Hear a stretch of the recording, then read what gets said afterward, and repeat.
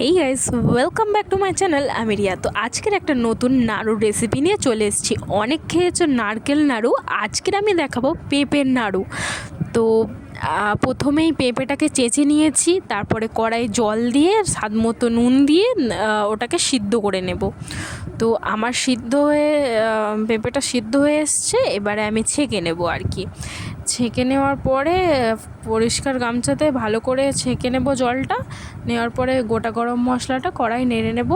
এবারে চিনির ক্যারামেল তৈরি করার জন্য চিনিগুলো দিয়ে দিয়েছি। তো এবারে নাড়তে থাকবো যাতে না ধরে যায়।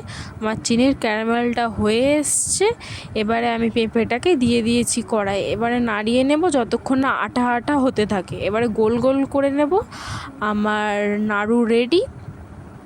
তো আমার নাড়ুগুলো দেখতে কেমন হয়েছে আর আমার নাড়ু বানানোটা কেমন হয়েছে, যদি আমার ভিডিও ভালো লেগে থাকে অবশ্যই সাবস্ক্রাইব করে দিও। আর এই রকম ভালো ভিডিও রেসিপি পেতে চাইলে আমার চ্যানেলটা অবশ্যই সাবস্ক্রাইব